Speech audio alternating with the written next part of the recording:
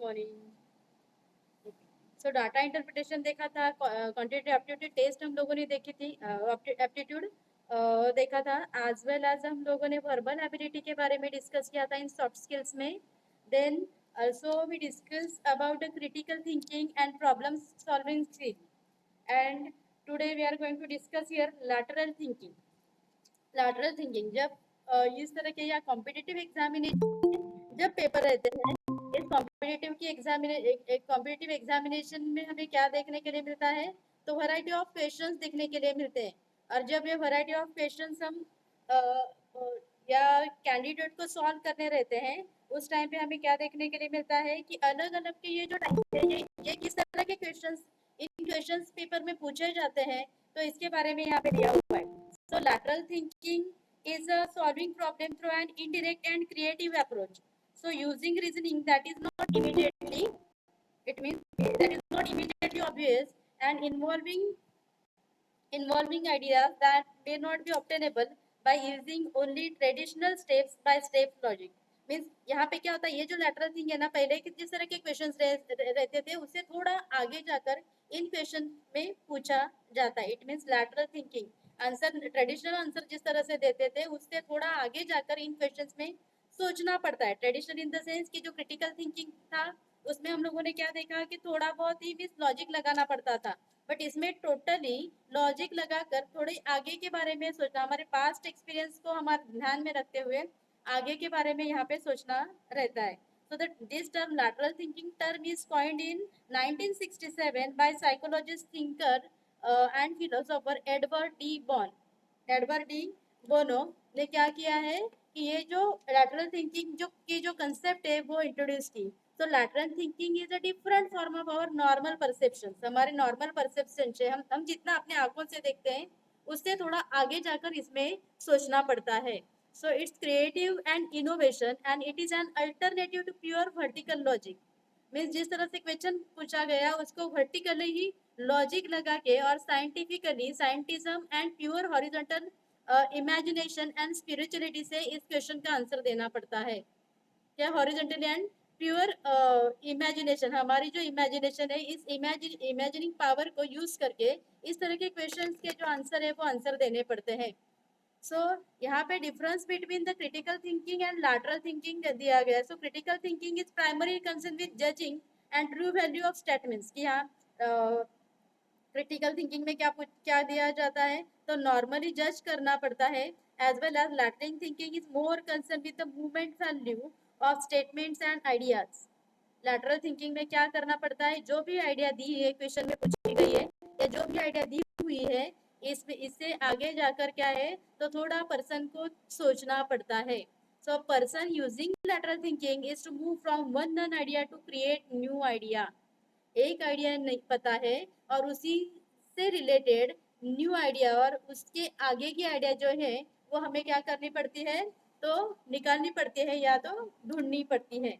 So here is the example. जैसे अगर हम लोग देखते हैं, you have to answer this question.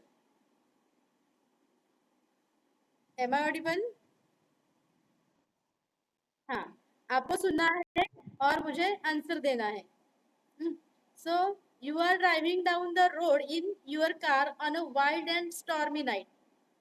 आप क्या कर रहे हो, एक ऐसे अंधेरी और स्टॉर्मी नाइट में आप क्या कर रहे हो, तो ट्रैवल कर रहे हो in your car. And when you pass by a bus stop, जब आप एक बस स्टॉप से गुजर रहते हैं, and you see 3 people waiting for the bus, आपने क्या देखा कि 3 लोग जो है वो बस के लिए वेट कर रहे हैं।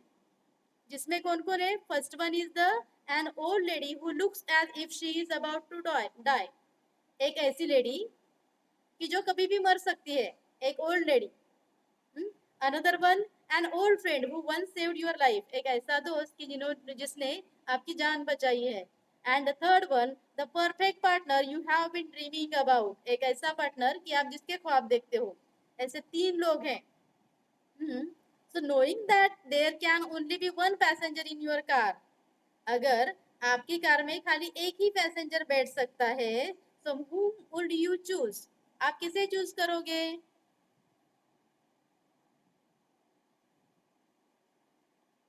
आप किसे चूज करोगे? हम्म,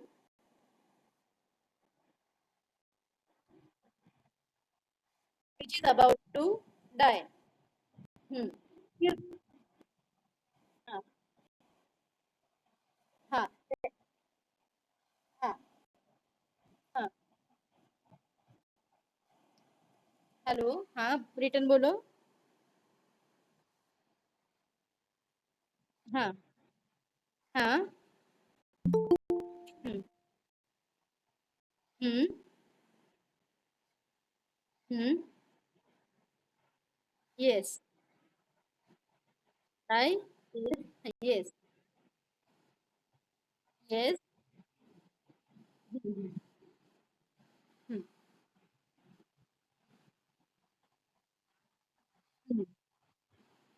ओके ओके ओके। फिर आपको आपके दोस्त को तो गुस्सा आएगा, वो तो बोलेगा कि अरे यहाँ पे आपको लैटरल थिंकिंग करना है, और भी आप इसके बारे में आंसर दे सकते हो। Just like in UPSC and MPSC की जो इंटरव्यूज होती है ना, इसमें भी इस तरह के क्वेश्चंस पूछे जाते हैं। तो जस्ट लाइक अगर हम लोग देखते हैं ना कि ये आपका भी एक तरह से सही है कि आप उस लेडी को चूज करोगे, क्योंकि वो अगर नहीं बचाओगे तो उसको तो उसकी डेथ हो सकती है। एंड अगर ऐसा करते हैं तो आपके दोस्त नाराज हो सकते हैं, एज वेल एज आप ऐसे पार्टनर को मिस कर दोगे कि जिससे जिससे जिसके आप ख्वाब देखते हो। So three persons are very important for you. तीनों लोग आपके लिए इंपॉर्टेंट है। बट ऐसे कंडीशन में आप क्या करोगे? या अनदर थिंग, एनी और क्वेश्चन, एनी और आंसर? हाँ। गुड। यस।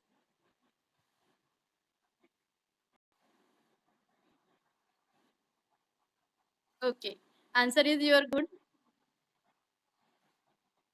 हाँ। Yes.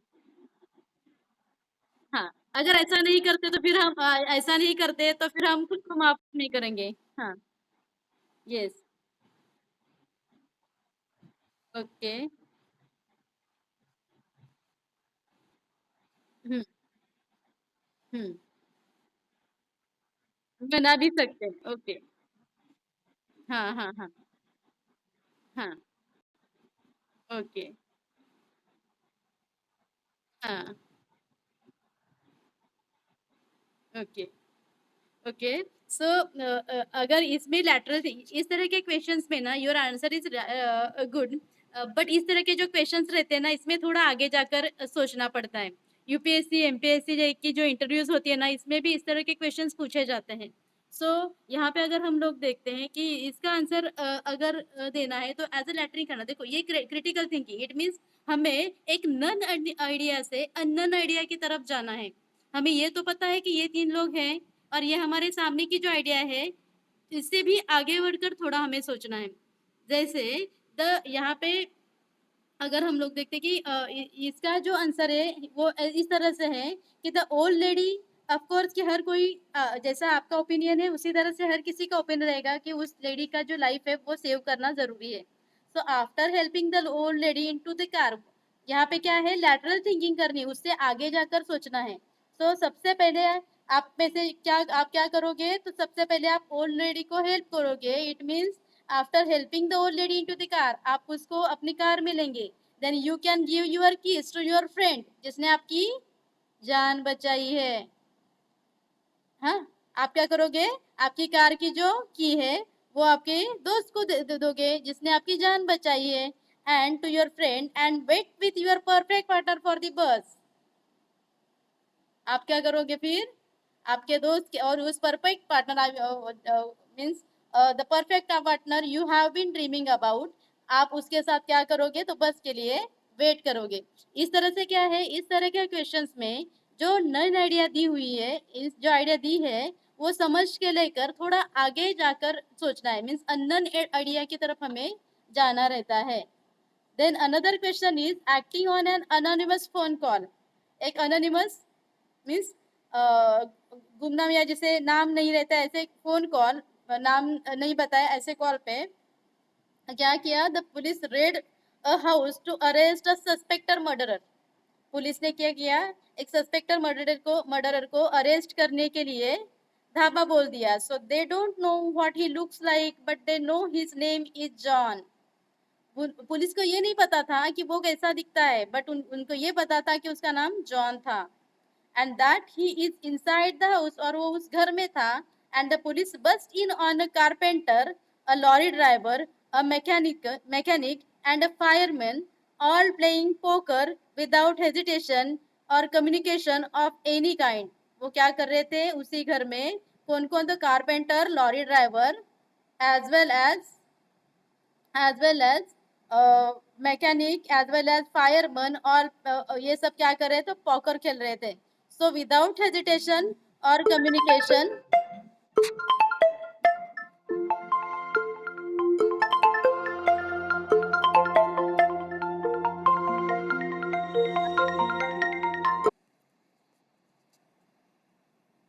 Okay, so am I audible? हाँ, ओके। सो यहाँ पे क्या कर रहे थे, ये चार लोग जो है वो पोकर खेल रहे थे, एंड विदाउट हेजिटेशन और communication of any kind they immediately raise the fireman. And how do they know they have got their man?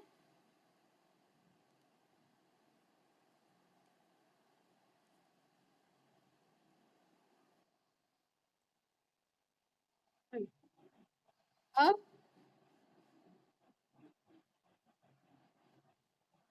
Yes,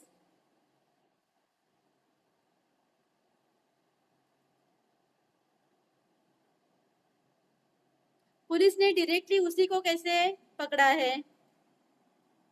There is a carpenter, also a lorry driver, and also a mechanic is there also. Means there are four persons who is playing poker there. Police go and just without hesitation or without communication, they immediately arrest that fireman. So how do they know how they have got their man?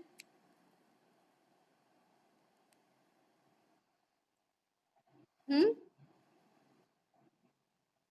Actually, in the question, there is without hesitation or communication. It means no pushtas is there.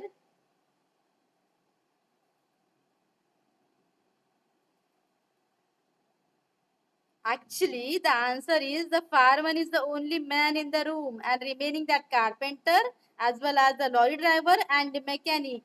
These three persons are lady or women.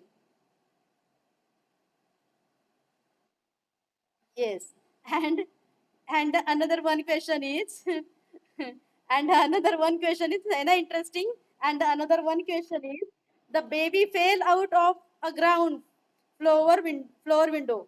क्या किया, एक baby जो है वो ground floor window पे, means window से ground floor पर गिरी। So the baby fell out of a ground floor window. Sorry, uh, uh, a baby fall down from the window on the ground floor. हाँ, क्या हुआ कि how could a baby fall out of a 20-story building onto the ground, and she still alive, she or he still alive?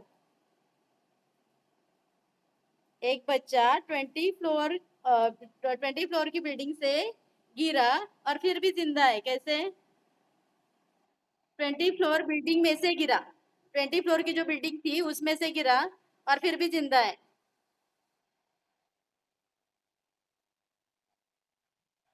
Right, वो कैसे तो उस ground floor की window से ही गिरा।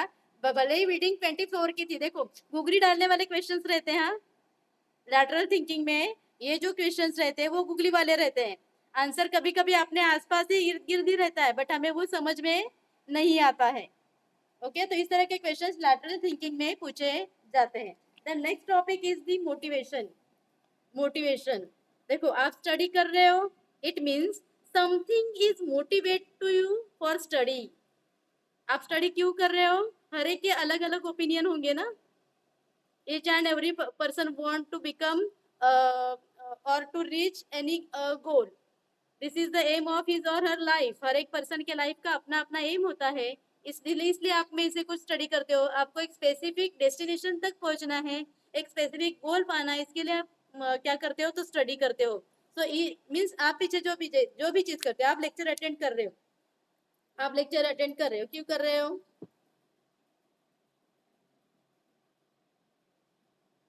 Why do you attending the lecture?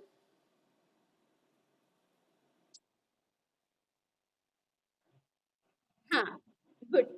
तो exams आ रही है and you want to pass और you want to come in merit in the exam.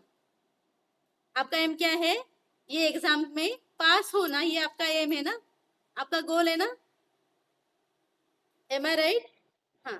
तो इस गोल को पाने के लिए आप स्टडी करते हो, और वो गोल पाना, वो जो गोल है ना, वो मोटिवेट करता है। पास होना ये आपका गोल है, आपका करियर आपका गोल है, और उस गोल तक पहुंचने के लिए आप क्या करते हो? तो स्टडी करते हो। It means that goal is motivate to use for study.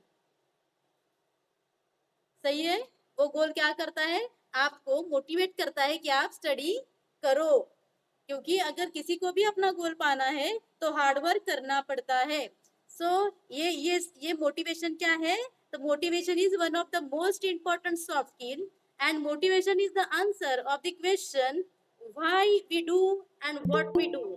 हम लोग क्या करते हैं, क्यों करते हैं, और क्या करते हैं। So Bachchan defines motivation as, motivation is a decision making process. Motivation क्या है? Decision making process. It means just some people want to become a IAS officer, or some people become want to take a degree for their any other goal। अगर उनको कोई other गोल पाना है, इसके लिए आप डिग्री लेना चाहते हो। इट मीन्स वो जो गोल है, वो ये गोल के लिए जो मोटिवेशन है, ये मोटिवेशन जो गोल आपको क्या करता है? मोटिवेट करता है। तो मोटिवेट के लिए जो डिसीजन, मोटिवेशन क्या है? एक डिसीजन मेकिंग प्रोसेस है। So through which the individual choose the desired outcome, जिसकी वजह से क्या होगा? अगर आप मोटिवेट होकर काम करोगे, तो आपका जो डिजायर्ड आउटकम है ना, जो आप चाहते हो, वो आप पा सकते हो। And sets in motion the behaviour appropriate to them. एंड आपकी जो डायरेक्शन है, आपका जो टाइम है, आपका जो डायरेक्शन है, या आपकी जो ट्राइंग है, आप उसके हिसाब से करना स्टार्ट करते हो। तो मोटिवेशन आपको क्या करता है? वो काम करने के लिए, उस दिशा में जाने के लिए एक तरह का जो गोल है वो मोटिवेट करता है, और मोटिवेशन की वजह से ही आप क्या करते हो? तो वो सब काम करते हो। जैसे आप लेक्चर अटेंड कर रहे हो, इट मीन्स आपको पास होना, या ये आपका मोटिवेट करता है कि आप स्टडी करो। तो ईच एंड एवरीथिंग के पीछे क्या होता है? मोटिवेशन होता है। So Bachchan defines how motive differ from motivation as so learned influence one human behavior that led us to pursue a particular goals because they are valued। particular goal कैसे रहते हैं? तो valued रहते हैं, and to which an individual wants to choose to exchange the certain behaviors। और जिसके हिसाब से आप गोल सेट करते हो, और उस गोल के हिसाब से आप क्या करते हो? तो आप क्या करते हो कि तो पर्टिकुलर गोल है, उस पर्टिकुलर की गोल की दिशा में आपका बिहेवियर आप क्या करते हो? तो चेंज करते हो। और ये बिहेवियर चेंज करने की वजह से ही